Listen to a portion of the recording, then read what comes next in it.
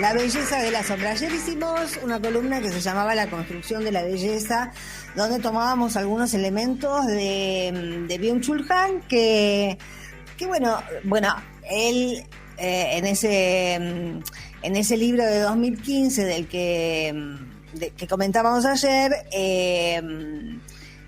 tomaba algunos atributos de lo que nos parece bello hoy en la cultura dominante, ¿no? Lo liso, lo pulido, lo pulcro. Es bien típico de la sociedad capitalista tardía, que es la que estamos viviendo, dominada por los medios digitales, dar o construir la idea de que la belleza reside ahí donde hay lisura, donde hay chatura, donde hay pulcritud. En realidad, la revolución conservadora de los 80, y esto creo que no hay que perderlo de vista como para hacer un seguimiento histórico, yo siempre insisto con que los datos sueltos o los análisis sueltos no tienen ningún sentido si uno no los anuda históricamente, con lo que pasó antes y con lo que pasó después. La revolución conservadora de los 80, que nos trajo la implantación del neoliberalismo en gran parte del mundo, tuvo un aliado inesperado, suponemos que inesperado, hasta ahora inesperado, que fue la aparición del VIH. Eso trajo de alguna forma bastante explícita la sospecha de un cuerpo sobre otro cuerpo. Y ahí comienza toda otra etapa que dura hasta hoy, salvo algunas disrupciones en algunas regiones como la nuestra, a lo largo de la cual se fue haciendo cada vez más importante el sentido de la vista en desmedro de otros sentidos que todos necesitamos experimentar, como por ejemplo el olfato y el tacto. El olfato es algo que, bueno, la pantalla no se huele, la imagen de Tinder no tiene olor, y tampoco hay tacto, que es el más... Barthes decía que es el más completo de los sentidos, ¿no? No hay tacto. Bueno, ahora estamos en pandemia, no podemos tener tacto, pero más allá de esta circunstancia desgraciada por la que atraviesa el mundo, la idea de hoy era remitirnos a otra construcción cultural que existió durante muchos siglos y no guiada, no motorizada como esta cultura de lo pulcro y de lo liso, que por otro lado siempre, siempre termina recayendo esa construcción cultural de la belleza en el cuerpo de las mujeres, ¿no?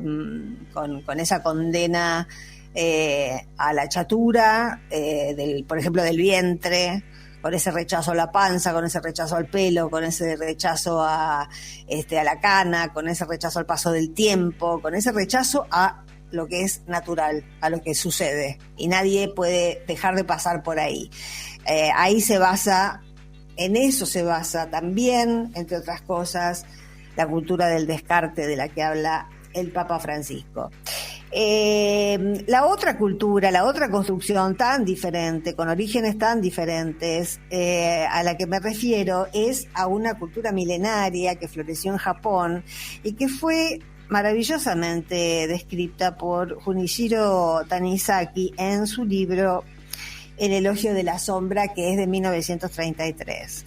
Ahí hay muchísimas descripciones y muchísimos ejemplos exquisitos de cómo los sentidos, la vista, pero también el tacto, sobre todo el tacto, estaban apoyados en otra idea del cuerpo, pero también en otras valoraciones, y esto es central, de lo nuevo y lo viejo. Nuestra cultura tiene una sobrevaloración de lo nuevo. Ahí está lo del minuto a minuto.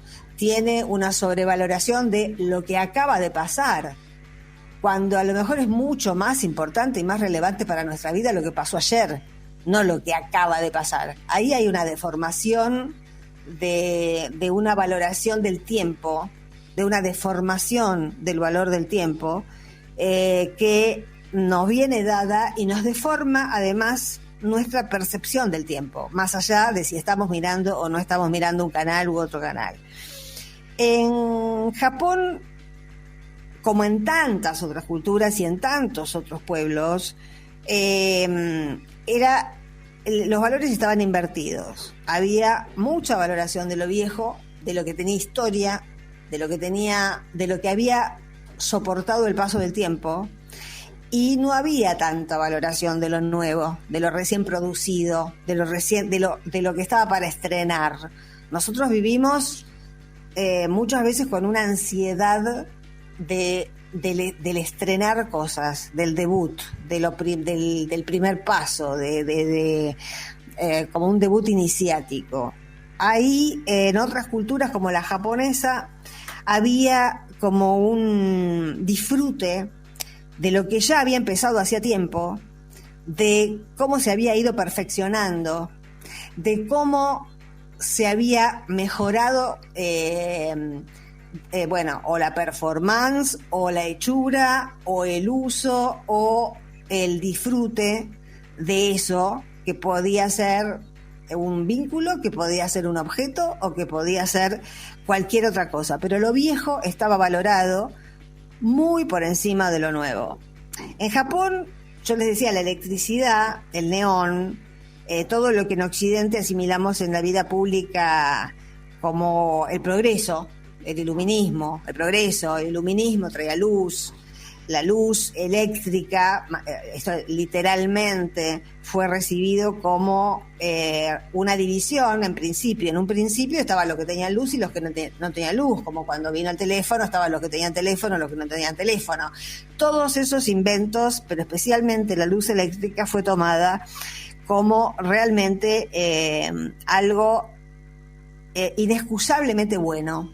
Por eso, cuando uno lee El elogio de la sombra, realmente produce sorpresa darse cuenta de que no necesariamente la luz eléctrica y la posibilidad de que todo se viera fue recibido como algo genial por todo el mundo. No, en Japón no se vio como algo genial que todo pudiera verse, porque ellos vivían una cultura, y acá hago un pequeño desvío, porque la semana pasada yo estuve hablando de Scott Fitzgerald, que no tiene nada de japonés, no tuvo nada de japonés, es un norteamericano, pero comenté que una de las metáforas que a mí más me deslumbraron y que me parecen más valiosas del crack up era cuando él, para hablar de sí mismo, decía que era una losa cuarteada, que era algo que ya estaba, que había sido bello, que ya estaba roto y que no estaba para ser tirado, pero estaba para ser guardado en la alacena para alguna situación íntima, de confianza con el gato o a solas, pero no para mostrarle a una visita. Esa metáfora yo la recordé mucho cuando leía, yo ya la conozco hace muchos años, y cuando leía El elogio de la sombra de Tanizaki, la recordaba muy bien, porque acá encontré otros usos y un valor que seguramente a Fitzgerald lo hubiese aliviado mucho, sobre qué pensaban, qué hacían, cómo procedían los japoneses con las vajillas cuarteadas, ante las vajillas cuarteadas, cuando una vajilla se rompía, sobre todo cuando se rompía de vieja, no porque se caía, sino porque de tanto uso y de tanto tiempo que tenía. Bueno, acá también se ve esta ansiedad capitalista que tenemos todos adentro, que nos hace pensar, a ver, si vos le preguntás a cualquier persona, ni siquiera a crítica, una persona que esté inmersa en esta cultura, la nuestra, ¿qué puede hacer para mejorar un estado de ánimo bajón? Seguramente va a escuchar a mucha gente conocida decirle renovate, porque lo nuevo parece que estuviera el secreto de algún tipo de felicidad. Esto no es universal, esto es un invento del capitalismo, porque renovar quiere decir volver a comprar, y es volver a vender mercancías. En Japón, que no era en ese momento una cultura capitalista, tenía mucho de feudal, pero capitalista no era, Eh, las vajillas cuarteadas y reparadas eran mucho más valiosas que las vajillas nuevas. El uso, el sedimento del uso, las huellas indelebles de muchas manos que habían tocado esa vajilla, tenía una valoración totalmente positiva. A nadie le gustaba estrenar algo. No era copado estrenar algo. Lo bueno era usar algo que había sido usado por mucha otra gente antes, porque eso daba una continuidad histórica, daba como como el privilegio de ser el continuador de un linaje por el que había pasado ese objeto. Las marcas, lo cachado, lo cuarteado, marcaban la historia de los objetos. La vajilla, y esto también es una cosa que nos han vendido nos ha vendido la televisión, básicamente. La vajilla japonesa no era blanca. Acá cualquiera te vende vajilla de sushi blanca. Eso es California. Los japoneses no comen sushi, ni comen su comida en vajilla blanca. La vajilla era ocre, rojo oscuro y marrón. ¿Por qué era? No era porque sí. ¿Por qué era ocre, rojo oscuro o marrón? Eran colores elegidos ancestralmente, siglos antes, para que en ellos rebotara la luz oscilante de las velas. Es decir, que habían elegido todo un abanico de colores que era el más adecuado para que se reflejara la luz titilante de las velas. Tanizaki también se refiere al papel, al objeto papel, que nosotros tenemos también, ¿no? La cosa del A4, liso, cuanto más liso mejor, que sea, que tenga una terminación oficinesca, ¿no?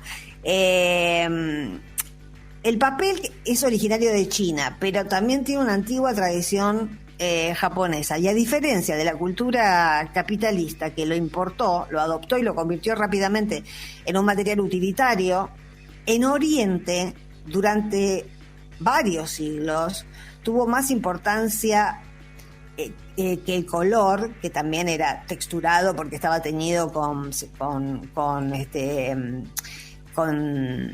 plantas, pero le daban muchísima importancia a la textura. Algo liso, como decía Byung-Chul Han, que nosotros valoramos tanto, y como son las esculturas del escultor más cotizado del momento que comentamos ayer. Algo liso no ofrece accidentes, no ofrece sorpresas al tacto, no ofrece eso que los japoneses valoran tanto, que es la unicidad. Ellos no valoran las cosas en serie, valoran las cosas una por una, valoran las cosas que tienen un sentido en sí mismas. Al papel ellos le dicen el hoyo chino, que lo adaptaron, es de una textura terciopelada y en lugar de ser refractario a la luz está hecho para absorberla y para dejarla diluirse adentro del hoyo. Hay también, y no lo tengo acá, yo estoy en este momento leyendo y tomando algunos apuntes de mi último libro porque analizo el tema de este libro de Tanizaki, algunas partes, sobre todo las que tienen que ver con la luz. Dice Tanizaki, no es que tengamos ninguna prevención a priori contra todo lo que reluce.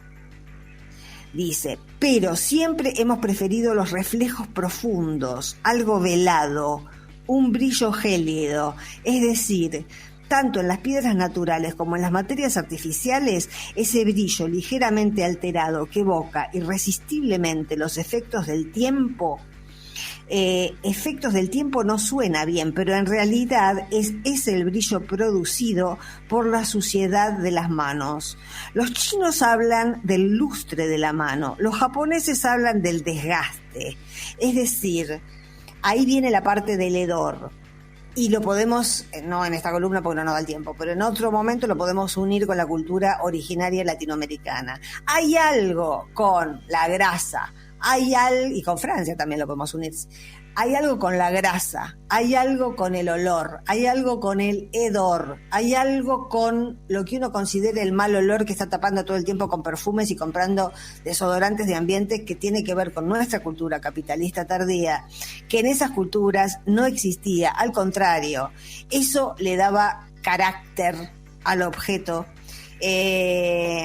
Y bueno, finalmente, nada, no quería dejar de terminar esta columna sin hacer mención a algo que no está en el libro porque no venía al caso, pero que a mí me impresionó mucho. Hay una gran parte del libro de Tanizaki que habla de la arquitectura tradicional japonesa y le da muchísima importancia a los baños.